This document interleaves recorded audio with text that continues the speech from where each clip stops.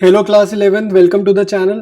तो हम लोग पढ़ रहे हैं जर्नल चैप्टर। ठीक है, तो पहले 14 क्वेश्चंस हम कर चुके हैं। आज की क्लास में 15th क्वेश्चन से हमने स्टार्ट करना है। ठीक है, तो पहले मैं क्वेश्चन डिस्कस करूंगा, ट्रांजैक्शंस के मीनिंग हम लोग समझेंगे और उसके बाद इसकी जर्नल एंट्रीज करेंगे रजिस्टर पे।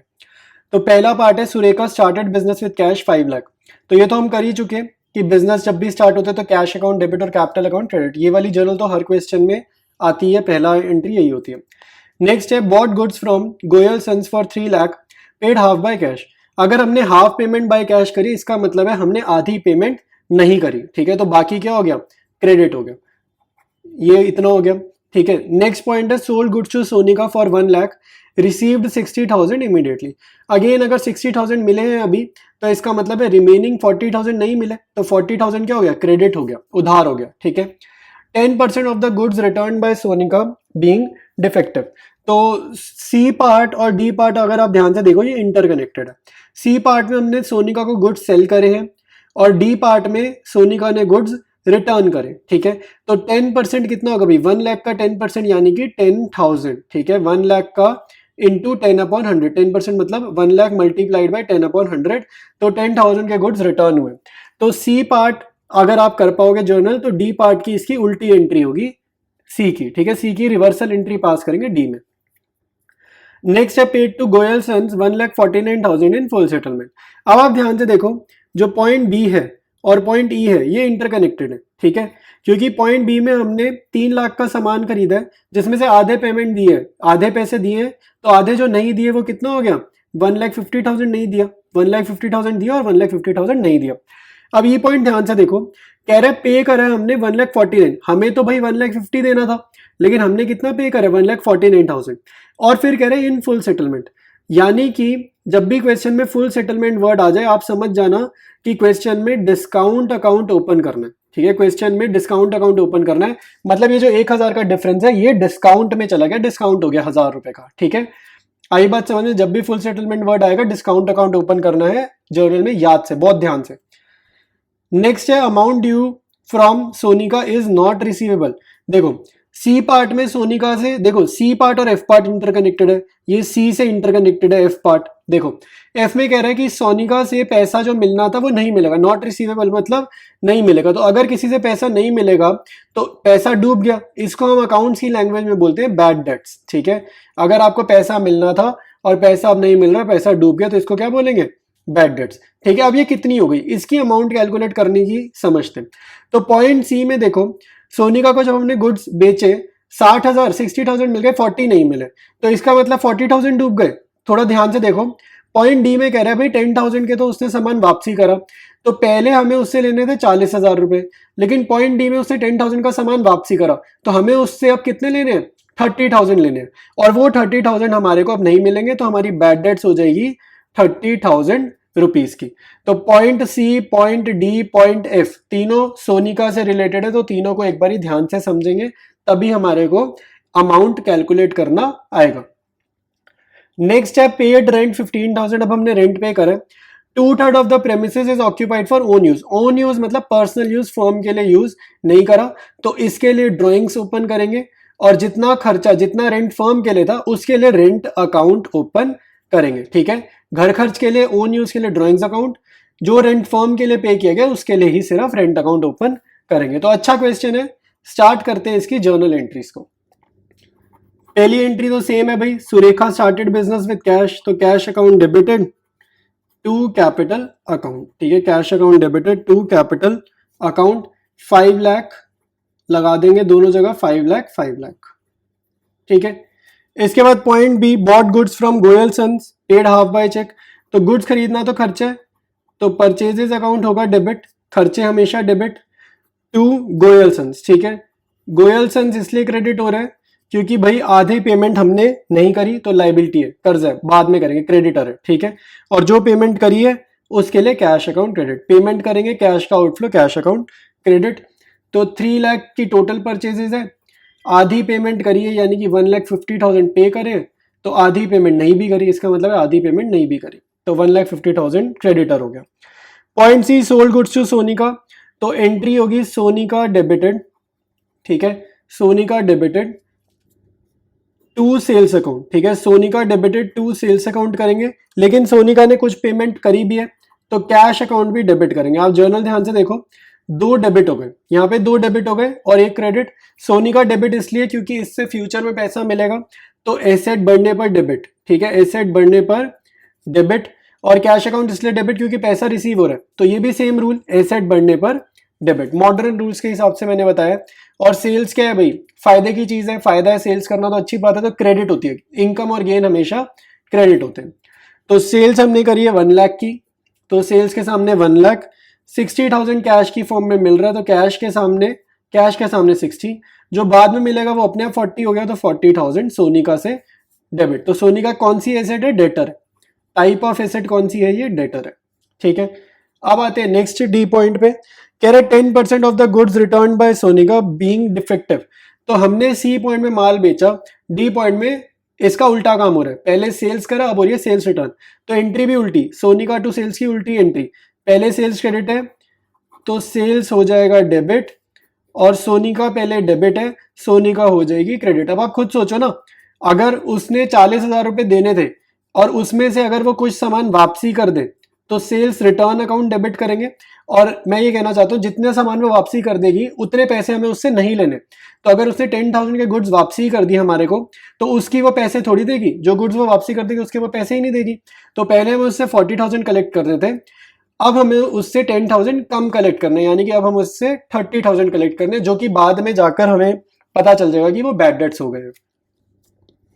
नेक्स्ट है पेड टू गोयल सन वाली फुल सेटलमेंट। मैंने आपको बताया पेमेंट कर रहे हैं, तो पेमेंट कर रहे हैं तो कर्जा चुका रहे हैं, ठीक है, लाइबिलिटी पे ऑफ कर रहे हैं तो कर्जा चुका रहे हैं, यानी कि हमारी लाइबिलिटी कम हो रही है, कर्जा कम हो रहा है, कर्जा चुका रहे हैं। लाइबिलिटी कम होने पे हमेशा डेबिट करते हैं, उस लाइबिलिटी को कम डेबिट करते हैं जो लाइबिलिटी कम हो रही है, ठीक है। तो लाइबिलिटी कम होने पर डेबिट, और वही लाइबिलिटी को डेबिट करना है जो लाइबिलिटी आपकी कम हो रही है। साथ में आप क्रेडिट करोगे, कर्जा चुकाया कैसे जाएगा, पेमेंट करके, तो टू कैश अकाउंट, पैसे का आउटफ्लो हमेशा क्रेडिट, पैसा बाहर जाएगा फर्म के हमेशा क्रेडिट। और साथ में डिस्काउंट इन्वॉल्व है ना, फुल सेटलमेंट मतलब डिस्काउंट, मैंने आपको बताया कैश और डिस्काउंट साथ साथ चलेंगे, तो कैश क्रेडिट तो डिस्काउंट अकाउंट भी क्रेडिट करना है, ठीक है, कैश और डिस्काउंट साथ साथ चलेंगे, cash credit discount credit, cash debit discount debit. कितना पेमेंट करना है भाई, लिख रहे हैं ना पेड 1,49,000, पेड वर्ड का मतलब है कि कैश की फॉर्म में कितना पैसा बाहर गया, 1,49,000, तो कैश के सामने लिख देंगे 1,49,000, ठीक है। अब आप देखो पॉइंट नंबर बी, मैं आपको एक बारी कॉपी ऊपर करके दिखाता हूँ। Point number B, point number B में जब हमने गुड्स खरीदे थे तो गोयल सन हमारा कर्जा चढ़ा था, लाइबिलिटी इंक्रीज हुई थी, ठीक है, तो कितना पैसा देना है, 1,50,000, तो पहले गोयल सन क्रेडिट है 1,50,000 से, यानी कि ये जो नीचे एंट्री हम कर रहे हैं यहाँ पे ये डेबिट होगा 1,50,000 से, कर्जा चुका रहे हैं ना अब हम, तो पहले कर्जा 1,50,000 का था, अब कर्जा चुका रहे हैं तो 1,50,000 ही चुकाएंगे। साथ में पेमेंट करिए, पेमेंट करके चुका रहे हैं, और रिमेनिंग अमाउंट देखो 1,50,000 किसी को देने हैं, 1,49,000 आपने दिए हैं और फुल सेटलमेंट वर्ड लिखा है, तो इसका मतलब आपने 1,000 कम दिया ना, तो 1,000 का आपका डिस्काउंट हो जाएगा, ठीक है। और टोटल देखो, डेबिट का टोटल और ये क्रेडिट की दोनों आइटम्स का टोटल भी मैच कर जाएगा। नेक्स्ट है amount due from Sonika not receivable, तो ये मैंने आपको बता दिया कि पैसा अगर नहीं मिल रहा तो क्या बोलेंगे, बैड डेट्स अकाउंट, नुकसान हो गया, खर्चे को हमेशा डेबिट करेंगे और क्रेडिट करेंगे सोनिका को। सोनिका को इसलिए क्रेडिट कर रहे हैं कि भाई अब हमारी एसेट खत्म हो गई, अब हमें सोनिका से पैसे मिलने तो है नहीं, तो हम उससे उम्मीद क्यों रखें, तो एसेट खत्म हो गई, यानी कि क्रेडिट द गिवर, इसने हमें क्या दिया, कुछ भी नहीं, ठीक है, क्रेडिट द गिवर मतलब इसने हमें कुछ नहीं दिया। तो कितने पैसे डूबे, 30,000 डूबे। ये मैं आपको 2 बारी क्वेश्चन डिस्कस करते समझा चुका हूं कि 30 कैसे आया। 40,000 इससे कलेक्ट करने थे, 10,000 के गुड्स इसने वापसी करे, तो अल्टीमेटली हमें इससे 30,000 लेने थे जो इसने नहीं दिए, ठीक है, तो बैड डेट्स हो गई। नेक्स्ट है रेंट की, पेड रेंट और 2/3 of the premises occupied for own use. अब आप देखो, अगर आपने रेंट पे करा है तो खर्चा है फर्म के लिए, तो रेंट अकाउंट होगा डेबिट, ठीक है, लेकिन सारा रेंट फर्म ने नहीं यूज किया, सारी प्रॉपर्टी मतलब बिजनेस का रेंट नहीं सारा था, कुछ रेंट उसका, मतलब मान लो घर भी उसका रेंट पर था, ठीक है, तो उसने जो घर का रेंट दिया है ना, वो फर्म अपना खर्चा नहीं मानेगी, फर्म कहेगी भाई तुमने पैसे तो भले ही निकाल लिए शॉप में से, तो कैश अकाउंट तो हम क्रेडिट कर देंगे क्योंकि फर्म का पैसा निकले, बट फर्म के लिए वो पैसा यूज नहीं हुआ, तो फर्म के लिए वो पैसा यूज नहीं हुआ, इसलिए उसके लिए हम क्या करेंगे, ड्रॉइंग्स अकाउंट डेबिट करेंगे। तो जो पैसा निकला और फर्म के लिए यूज हुआ, ठीक है, फर्म के लिए रेंट की फॉर्म में यूज हुआ, तो वो चीज हम रेंट की फॉर्म में डेबिट करेंगे। जो पर्सनली यूज हुआ है, चाहे रेंट ही दिया है लेकिन उसने घर का रेंट दिया है, तो उसके लिए हमारे को ड्रॉइंग्स अकाउंट डेबिट करना है, ठीक है। तो 15,000 का कैश का पे आउट हुआ है, तो क्रेडिट होगा 15,000, ठीक है, क्रेडिट होगा 15,000। 15,000 में से कह रहे हैं 2/3 of the premises is occupied for own use. तो ओन यूज मतलब 15,000 मल्टीप्लाइड बाय 2/3, तो 10,000 उसकी ड्रॉइंग्स हो गई। और ये कैसे आएगा, देखो ये अमाउंट डेबिट का ये मिसिंग है ना, ये कैसे आएगा, हमें पता है क्रेडिट का टोटल और डेबिट का टोटल बराबर होगा। तो डेबिट में 10,000 है, क्रेडिट में 15,000 है, तो यहाँ पे मिसिंग फिगर कितनी है, 15,000 माइनस 10,000, ठीक है। इस टोटल में से इस टोटल को माइनस किया, 5,000 आ जाएगा, ठीक है। तो अब डेबिट का टोटल भी 15 हो गया, क्रेडिट का टोटल भी 15,000 हो जाएगा। आई बात समझ में, ठीक है। तो क्वेश्चन हमारा कंप्लीट है। इसके बाद डिस्कस करेंगे नेक्स्ट क्वेश्चन, ठीक है। सभी क्वेश्चंस में मैं क्या कर रहा हूं, पहले क्वेश्चन ट्रांजैक्शन समझ रहे हैं, क्या ट्रांजैक्शंस में कह रहे हैं, और उसके बाद हम जर्नल करेंगे। तो इसमें भी हम वैसे ही करेंगे, पहले ट्रांजैक्शन समझते हैं। तो पहला पॉइंट कह रहा है मुस्कान स्टार्टेड बिजनेस विद कैश इतना 3 लाख, स्टॉक 5 लाख, बिल्डिंग 25 लाख। तो बिजनेस उसने स्टार्ट किया भाई, इतने पैसे लगाए, तो कितने लगाए, 3 लाख कैश, 5 लाख स्टॉक, यानी कि 8 लाख यहां तक हो गए, और 25 लाख की बिल्डिंग। तो टोटल इन्वेस्टमेंट हो गई 33 लाख की। तो यानी कि कैपिटल कितनी लगा दी, 33 लाख रुपीस की कैपिटल लगा दी। Construction of power back room, इसको लैंड एंड बिल्डिंग में डाल देंगे, ठीक है। 1 लाख रुपए की लैंड एंड बिल्डिंग बन गई है, ठीक है। नेक्स्ट है paid insurance premium for stock इतना, सेल्फ इतना। ये बहुत इंपॉर्टेंट है, पॉइंट सी में गलतियां हो जाएंगी। इंश्योरेंस प्रीमियम आपको ये समझना है, स्टॉक 15,000 मतलब ये तो फर्म का खर्चा है, स्टॉक तो फर्म का होता है। सेल्फ मतलब ओनर का खर्चा है, ठीक है। लाइफ इंश्योरेंस ओनर की करा दी, तो लाइफ इंश्योरेंस ओनर की करा दी ना, इसको 7,000 को तो डाल दो ड्रॉइंग्स में, और बाकी इंश्योरेंस को आप डाल दोगे इंश्योरेंस प्रीमियम अकाउंट या इंश्योरेंस एक्सपेंसेस अकाउंट में। ये बहुत इंपॉर्टेंट है, पॉइंट सी मार्क कर लेना, इसमें गलती हो सकती है। नेक्स्ट है goods destroyed by fire 80,000 insurance claim launched. देखो कह रहा है आपने जो स्टॉक खरीद रखे वेयर हाउस में रखा हुआ है, इसमें आग लग गई और गुड्स जल गए, तो नुकसान हो गया ना, ये तो लॉस है, प्योर लॉस है कि आप गुड्स जल गए आग से। और अभी हमने पिछली एंट्री में इंश्योरेंस कराई थी, तो हमने इंश्योरेंस क्लेम लॉन्च किया। लॉन्च का मतलब है हमने इंश्योरेंस कंपनी को इन्फॉर्म करा है कि भाई हमारे यहाँ आग लगी है, गुड्स जल गए और अब हमारे को पैसे दे दो। इंश्योरेंस का मतलब होता है कि अगर हमारा कुछ नुकसान हो जाए तो वो नुकसान हमें नहीं सहना पड़ेगा, हमें उस नुकसान के बदले में पैसा मिल जाएगा, कैश मिल जाएगा इंश्योरेंस कंपनी से। ये मीनिंग होता है इंश्योरेंस क्लेम करने का, ठीक है। इंश्योरेंस क्लेम करा मतलब हम अपना नुकसान का पैसा रिकवर कर रहे हैं इंश्योरेंस कंपनी से। नेक्स्ट है commission received 25,000, 20% being received in advance. तो 20% कमीशन एडवांस में आ गई है और टोटल कमीशन मिली है 25,000। तो 25,000 में से 20% एडवांस मतलब 25,000 मल्टीप्लाइड बाय 20/100, यानी कि 5,000 रुपीज क्या है, एडवांस है। नेक्स्ट है insurance company paid 80% in full and final settlement. अब आप ध्यान से देखो, हमने इंश्योरेंस कंपनी से पॉइंट डी और पॉइंट एफ, पॉइंट डी और पॉइंट एफ इंटरकनेक्टेड है। इंश्योरेंस कंपनी से हमने 80,000 मांगे, मेरा नुकसान 80 का हुआ तो मैंने 80,000 मांगे, लेकिन इंश्योरेंस कंपनी ने पूरे 80,000 नहीं दिए, जितने मांगे उसका 80% दिया। मतलब 80,000 का 80% इंश्योरेंस कंपनी ने दिया, इसका मतलब है 20% उन्होंने नहीं दिया। तो ये कितना हो गया, 64,000 उन्होंने दिए हैं और 16,000 उन्होंने नहीं दिए, ठीक है। 80% दिया ना, 80% निकाला तो 64 दिए हैं, 16,000 उन्होंने नहीं दिए। तो जो 16,000 रुपए उन्होंने नहीं दिए हैं वही फर्म का रियल लॉस हो जाएगा, एक्चुअल नुकसान हो जाएगा। पहले नुकसान हुआ 80,000 का, लेकिन क्योंकि इंश्योरेंस थी तो इंश्योरेंस कंपनी ने 64,000 दे दिए, तो बचे कुछ जो इंश्योरेंस कंपनी ने नहीं दिए वही हमारा असली का नुकसान है। नेक्स्ट पॉइंट है salary is paid 48,000 and due 22,000। तो सैलरी पे भी करी है और कुछ पैसा ड्यू है। ड्यू मतलब आउटस्टैंडिंग, तो आउटस्टैंडिंग मतलब कर्जा है, बाद में पे ऑफ करेंगे। नेक्स्ट है प्रोवाइड डेप्रिसिएशन। डेप्रिसिएशन क्या होता है, एसेट की वैल्यू में फॉल आ जाना। तो एसेट की वैल्यू गिर गई है, बिल्डिंग की वैल्यू गिर गई है 10% से, ठीक है। तो बिल्डिंग की वैल्यू वो जो पावर बैक रूम था ना 1 लाख वाला, ये उसी की बात कर रहा है। तो 1 लाख का 10% निकाल दोगे, 10,000 रुपीज से आपकी डेप्रिसिएशन चार्ज करने की एंट्री हो जाएगी। स्टार्ट करते हैं इसके सोल्यूशन को, स्टार्ट करेंगे सोल्यूशन को, ठीक है। तो बिजनेस स्टार्ट करने की एंट्री क्या होती है, जितनी भी एसेट्स होती हैं आपने डेबिट करनी है। तो कैश अकाउंट डेबिटेड 3 लाख, साथ साथ क्या है स्टॉक, तो स्टॉक को भी डेबिट कर दो, स्टॉक अकाउंट डेबिटेड 5 लाख। साथ साथ वो कौन सी एसेट लाई है, बिल्डिंग, तो building account debited, building account debited 33 lakh, sorry 25 lakh. Building कितने की, 25 लाख की। तो इन तीनों का आइटम्स का टोटल कितना हो गया, 33 लाख। तो टोटल इन्वेस्टमेंट उसने फर्म में कितनी कर दी, बिजनेस में कितनी कर दी, 33 लाख। ठीक है, तो ये हो जाएगा 33 लाख रुपीस, तो ये यहां पर आ जाएगा। नेक्स्ट है पॉइंट बी, कह रहा है construction of power back room 1 lakh. ठीक है, तो पावर बैक रूम 1 लाख कितना हो गया भाई, अमाउंट तो ठीक है, हमारे पास कैश अकाउंट क्रेडिट है, पैसा जा रहा है तो कैश अकाउंट क्रेडिट है। अब यहाँ पे डेबिट का थोड़ा सोचना पड़ेगा कि यहाँ पर क्या लिखें। ठीक है, तो पावर बैक रूम को ना मैं लैंड एंड बिल्डिंग अकाउंट में ही डाल रहा हूँ। ठीक है, तो लैंड एंड बिल्डिंग अकाउंट में डाल रहा हूँ, या फिर खाली बिल्डिंग अकाउंट भी आप लिख सकते हो, लैंड एंड बिल्डिंग लिखो या फिर खाली बिल्डिंग अकाउंट भी लिख सकते हैं। ठीक है, तो बिल्डिंग अकाउंट में ही डाल दिया हमने, कुछ कंस्ट्रक्शन कराई है 1 लाख रुपीज से, तो 1 लाख 1 लाख। ठीक है, अब एक चीज ध्यान रखेंगे, इस क्वेश्चन के लास्ट में ना डेप्रीसिएशन लगनी है। ठीक है, तो इसीलिए ये एंट्री थोड़ी सी क्रूशियल हो जाती है, डेप्रीसिएशन लगानी है बिल्डिंग के ऊपर। तो आपके पास बिगनिंग में बिल्डिंग 25 लाख की है, आपने बिल्डिंग 1 लाख की और खरीद ली। ठीक है, या और बनवा ली, तो आपकी टोटल बिल्डिंग अब कितनी की हो जाएगी, 26 लाख की हो जाएगी।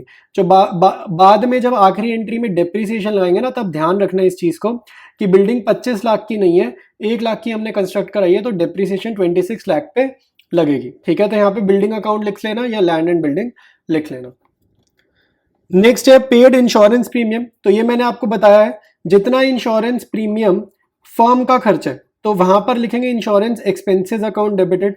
जो भी इंश्योरेंस प्रीमियम लाइफ इंश्योरेंस है या ओनर का खर्चा है तो वहां लिखेंगे ड्रॉइंग्स अकाउंट। ठीक है, तो इनकी जगह दोनों हो जाएंगे डेबिट, खर्चे हैं तो डेबिट, ड्रॉइंग्स तो हमेशा ही डेबिट होते हैं, और पे करें तो मतलब कैश का पे आउट है तो कैश अकाउंट हो जाएगा क्रेडिट। ठीक है, तो स्टॉक वाला ये इंश्योरेंस एक्सपेंस कौन सा है, स्टॉक की इंश्योरेंस, 15,000 यहां पर आ जाएगा।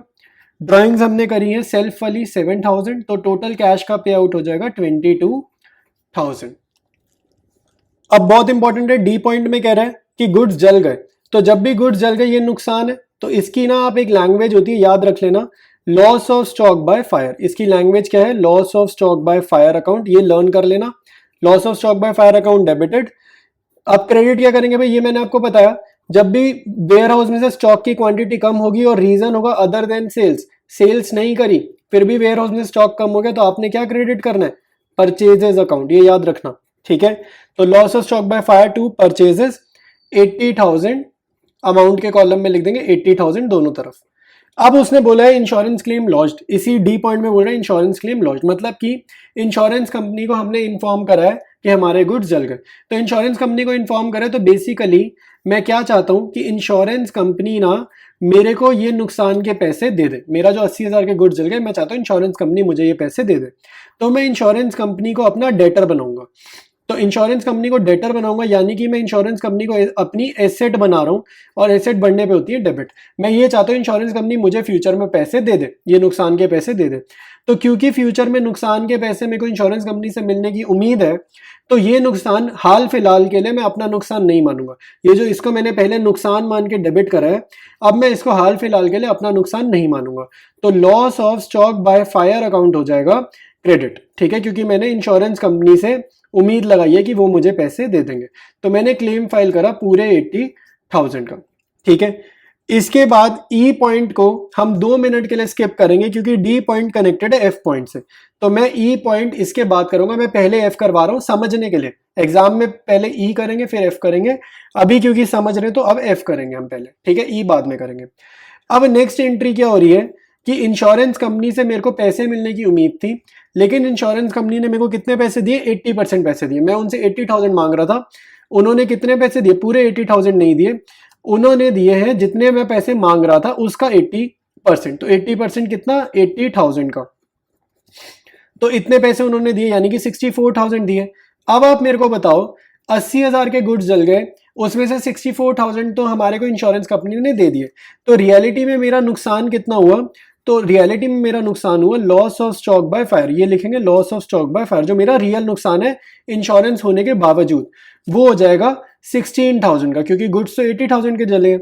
और क्रेडिट यहां पर करेंगे इंश्योरेंस कंपनी को क्रेडिट इसलिए करेंगे क्योंकि अब ये मेरी डेटर या मेरी एसेट अब ये नहीं रहा, इसने मेरे को पैसे चुका दिए, तो एसेट कम होने पे होती है क्रेडिट। ठीक है, 80,000 पूरे नहीं दिए भले ही, लेकिन 80,000 का हिसाब तो क्लियर हो गया ना। अब मुझे इससे उम्मीद थोड़ी है कि और पैसे देगा, इसे 64 दे दिए, ये मेरा रियल लॉस है और इंश्योरेंस कंपनी अब मेरा एसेट या डेटर नहीं रहा।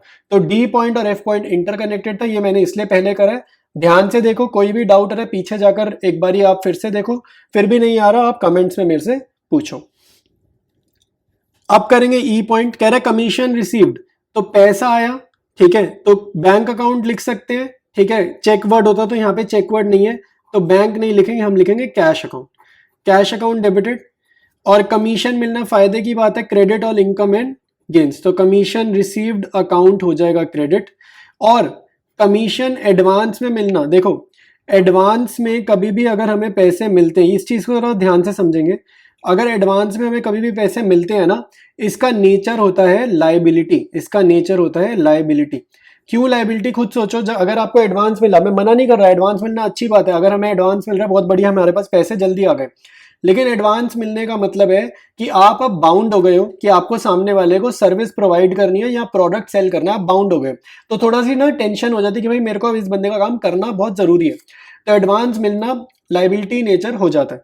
इसी का उल्टा होता है एडवांस पे करना, ठीक है, अगर कंपनी किसी को एडवांस देती है तो ये एसेट नेचर हो जाता है, ठीक है, एडवांस पे करना एसेट नेचर इसलिए हो जाता है कि अब सामने वाला बंदा हमारे लिए बाउंड हो गया, उसको हमारा काम करना ही करना है, तो हमारे को थोड़ा रिलैक्स हो जाता है, ठीक है, तो एडवांस पे करना एसेट नेचर है, एडवांस रिसीव करना लायबिलिटी नेचर है। तो रिसीव करें, हमारे केस में कमीशन रिसीव्ड इन एडवांस है तो क्रेडिट करेंगे, लायबिलिटीज हमेशा क्रेडिट होती है, लायबिलिटीज इंक्रीज होने पे क्रेडिट होती है, तो to commission received in advance, ठीक है। तो आपको कैश कितना मिला है, 25,000 कैश मिला है, जिसमें से 20% है एडवांस, तो यानी कि 5,000 एडवांस है, तो बाकी जो आपने नॉर्मल कमीशन जो आपने अर्न करी है, जो कमाई है जो अर्न करी है वो हो जाएगी 20,000, और टोटल डेबिट का और क्रेडिट का क्या आ रहा है, इक्वल भी आ रहा है, ठीक है, तो ये भी हमारा ई पॉइंट हो गया। एफ पॉइंट हम कर चुके हैं, इसके बाद करेंगे जी पॉइंट। तो जी में कह रहे हैं भाई सैलरीज पेड और साथ में ड्यू भी है। अगर आप सैलरीज पे करते हो तो आपकी जर्नल सिंपल होती है, सैलरी पे करना खर्चा है, तो salaries account debited to cash account, ठीक है, salaries account debited to cash account. कितनी सैलरी पे करी है, 48,000, तो यहाँ लिखेंगे 48,000 और 48,000। इसके बाद इसी में कह रहे ड्यू 22,000, मतलब कि कुछ सैलरी हमने पे नहीं भी करी, तो इसी जी पार्ट में सेकेंड एंट्री क्या आएगी, सैलरी पे करना खर्चे की बात है, तो सैलरीज अकाउंट डेबिटेड, लेकिन क्योंकि पे नहीं करी तो टू कैश नहीं लिखेंगे, यहां पर लिखेंगे टू आउटस्टैंडिंग सैलरीज अकाउंट, ठीक है, टू आउटस्टैंडिंग सैलरीज अकाउंट। कितनी ड्यू है, 22,000, मतलब बाद में पे करेंगे। ये आउटस्टैंडिंग सैलरी क्यों क्रेडिट हुआ, क्योंकि लायबिलिटी नेचर है ना, कर्जा चढ़ गया, बाद में पे करेंगे, सैलरी आज नहीं दी एम्प्लॉय को तो बाद में पे करेंगे। और सैलरी देना खर्चा है, फर्म के लिए सैलरी देना खर्चा, तो खर्चा एकदम डेबिट होता है। लास्ट एंट्री आ गई इस क्वेश्चन की, डेप्रीसिएशन प्रोवाइड करनी है। डेप्रीसिएशन हमारा एक्सपेंस माना जाता है, तो खर्चों को करते हैं डेबिट, खर्चा देखते ही आपने करना है डेबिट। और क्रेडिट क्या करोगे भाई, depreciation account debited to asset की वैल्यू गिर गई है टू बिल्डिंग अकाउंट।